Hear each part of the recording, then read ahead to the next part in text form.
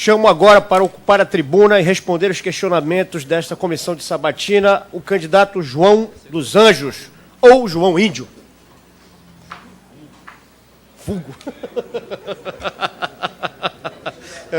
O vulgo fica meio complicado. Né? Antes de começar, eu só queria fazer uma observação.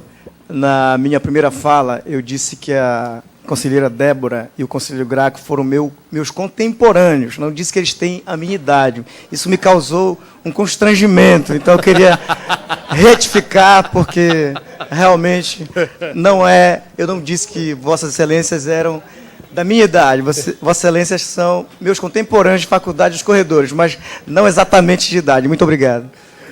Vamos lá, conselheira Janaína Calandrini.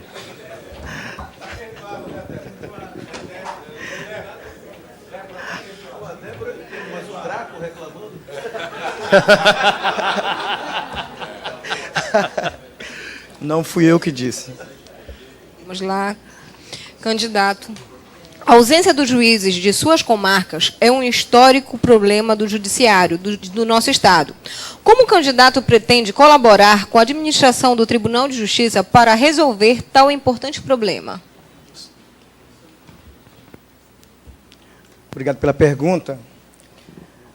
Isso é uma excrescência, eu acho. Né? A gente que milita como advogado, a gente sabe, a gente vai para o interior. Eu já tive a oportunidade, quando eu comecei a advogar há algum tempo atrás, eu ia muito para o interior, que eu advoguei para alguns sindicatos de servidores públicos.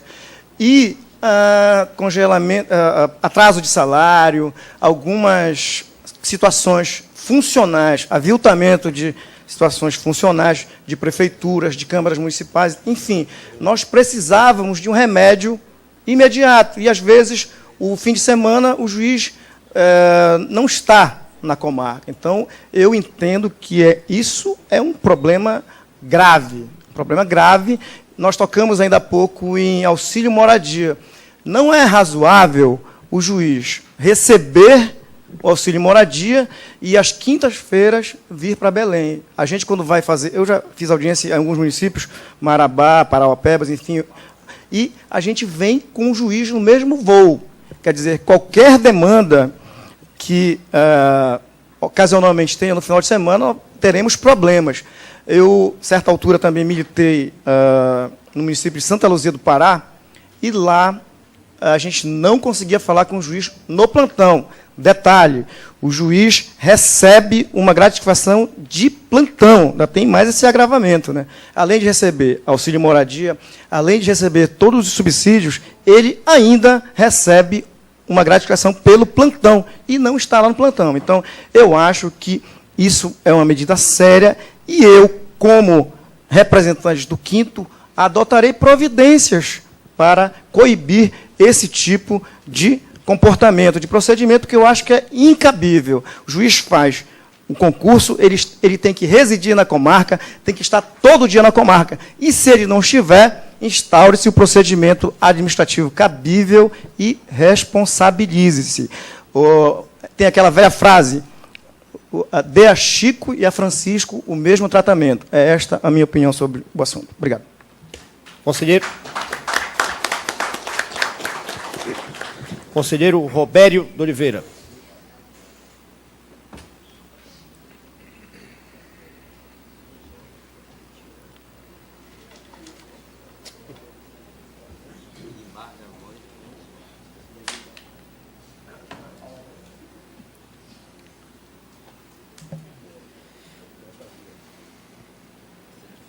Vamos lá. Como o candidato pretende se posicionar, caso seja nomeado como desembargador, acerca da interiorização do PJE, no sentido de evitar prejuízo ao jurisdicionado e à atividade advocatícia?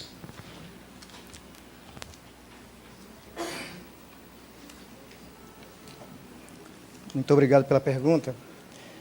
Olha, eu, particularmente, exerci um mandato de 2 anos no TRE e eu sou amplamente favorável ao peticionamento eletrônico, ao PJE, enfim.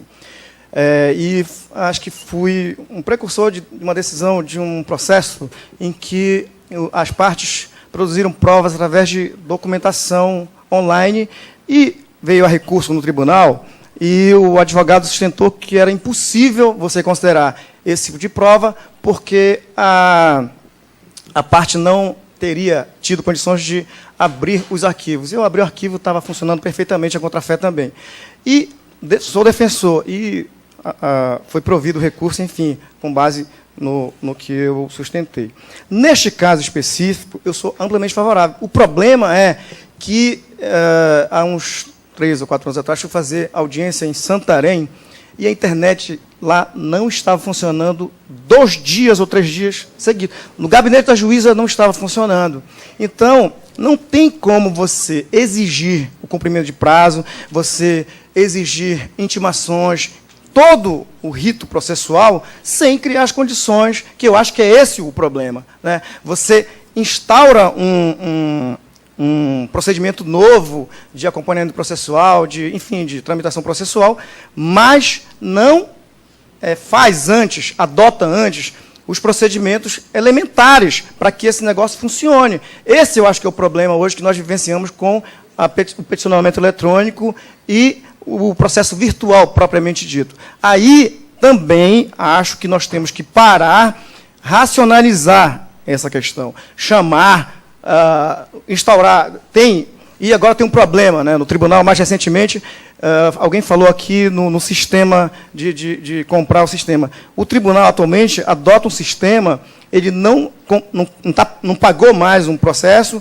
e os próprios servidores fizeram um procedimento, um controle processual, que é o Libra, salvo engano o nome.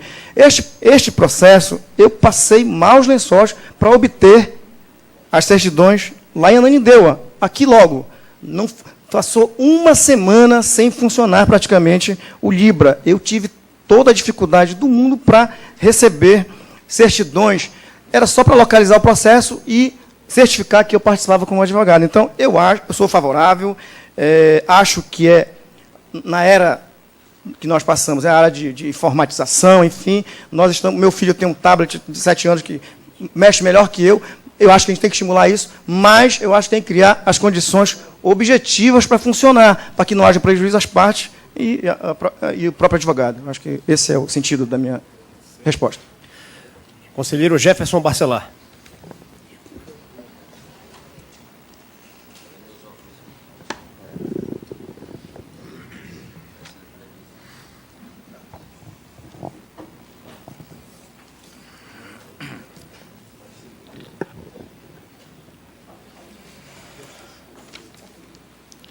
Eu consultaria o presidente da nossa comissão, porque a pergunta trata novamente sobre PJE. Se eu retiraria uma outra pergunta... Sim. Se é a mesma pergunta, pode sortear. Por isso que nós fizemos um número maior de perguntas, né? São 48 perguntas, nós fizemos mais de 60 perguntas justamente para evitar esse tipo de situação.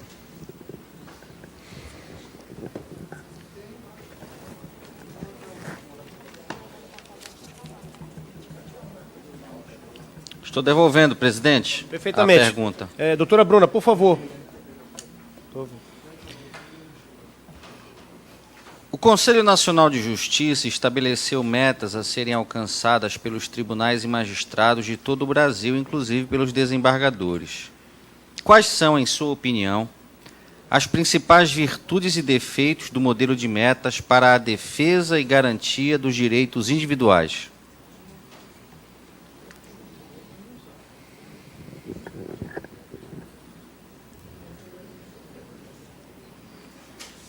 Senhores conselheiros, eu milito há algum tempo na Justiça Eleitoral.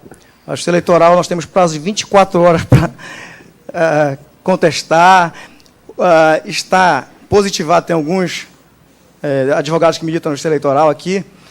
Nós temos 24 horas, tem prazo para o Ministério Público devolver o processo, é tudo rapidamente. Os prazos aos sábados, domingos, feriados, nós não temos descanso, né? Eu, particularmente, e tem metas. Além disso, nós recebemos, acho que mensalmente, se eu não estou enganado, relatórios sobre a tramitação de todos os processos que estão no nosso gabinete. Alguns em azul, preto, vermelho, estão identificados por cor, para a gente saber quantos dias estão no gabinete do juiz eleitoral. Funciona perfeitamente. Óbvio que tem algum tipo de atraso, eventualmente, porque o sistema não é perfeito. Mas eu acho, e as metas são, eu entendo que são razoáveis. O estabelecimento de metas, sim. E no caso do TRE, foram estipuladas metas tanto do CNJ quanto do próprio tribunal. E você tem um controle absoluto do que está no seu gabinete. Então, eu acho que, além da meta do CNJ, nós estabelecemos metas de gabinete e do próprio TRE.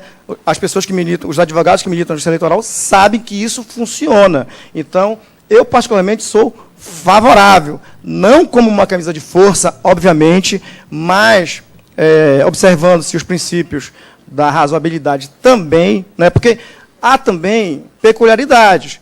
Tem casos, por exemplo, as ações de investigação judicial eleitoral. Estou tratando especificamente na seara eleitoral, processual eleitoral, que tem que instruir, tem toda a questão de dilação probatória que, às vezes, remete a algum tipo de tempo a ser observado. Mas eu, particularmente, concordo, eu acho que tem que ter realmente, e eu acho que se falou ainda há pouco sobre o fato de o magistrado estabelecer também, se qualificar, escolher os assessores que sejam qualificados também, e acho que ele deve imprimir no seu próprio gabinete as metas dele também. Candidato, acho que tem metas, elas são encerrado. bem-vindas no meu entendimento. Se Vossa Excelência quiser encerrar. Concluindo, então, eu acho que as metas são bem-vindas. Eu não discordo, não. Acho que é razoável a gente adotar esse tipo de procedimento. Conselheiro Denis Serruia.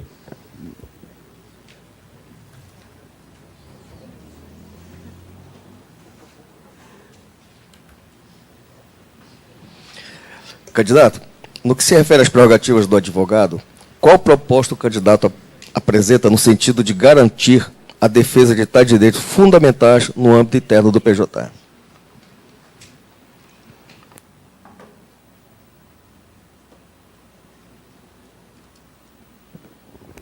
Vai ser um tema batido e rebatido neste debate aqui, né? É o seguinte, eu, na minha primeira fala, disse que defender prerrogativas, para mim, é questão de princípio. É princípio defender prerrogativa, até porque eu vivo da advocacia, eu sempre vivo da advocacia, então eu não vou permitir que eu seja aviltado em minha prerrogativa. Aconteceu uma vez comigo. Eu fui ao gabinete de uma desembargadora e, particularmente, não conhecia o assessor dela, o principal assessor dela, que era o marido dela. E eu, obviamente, fui pedir um processo para manusear e estava pedindo à servidora permissão para tirar cópia. E o cidadão veio, me esculhambou. Disse que eu estava falando alto, que ele não permitia isso no gabinete dele. Eu achei estranho, porque eu não tinha falado absolutamente nada. E tinha um aviso lá dizendo que não se recebia os advogados, acho que a segunda, quarta e sexta, não lembro exatamente. E eu vim ao OAB, na época, algum tempo atrás, representei, mas não ocorreu nada, e não faz muito tempo isso. E eu recebi a informação de que me ligaram da comissão de prerrogativa à época, dizendo que não havia nada a ser feito, porque a pessoa que eu descrevi quem era o marido da desembargadora. Então, isso eu não permitirei, excelências, não permitirei. Eu serei o primeiro a denunciar. E não é um discurso de candidato, não. A nossa postura como advogado tem sido esta. Quem me conhece durante a minha vida profissional toda sabe que eu não farei concessão em relação a isso. Não vou, o tempo não me permite estender mais, mas eu acho que uma questão importante é a OAB, que já instaurou a Comissão Local de Prerrogativas, ter sempre um feedback, tentar instaurar um fórum com os 3 desembargadores que tem no Tribunal de Justiça, que eu acho que é extremamente relevante. Eu estou fazendo referência à experiência que eu tive no Tribunal Regional Eleitoral, mas eu achei uma coisa muito saudável, por exemplo, o presidente nacional da OAB convocar, no ano passado, todos os juízes do 5º dos TREs do Brasil inteiro. O doutor Aguinaldo está aqui, o doutor Mancipo está aqui também. Nós fomos os 3 para Brasília participar de um evento deste porte.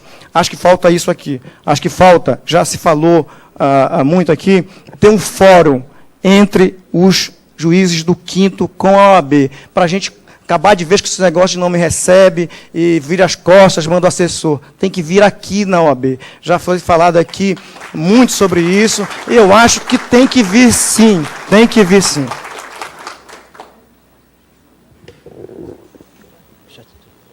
Encerrada a participação do candidato João Índio, parabenizo Vossa Excelência pela sua atuação aqui no dia de hoje.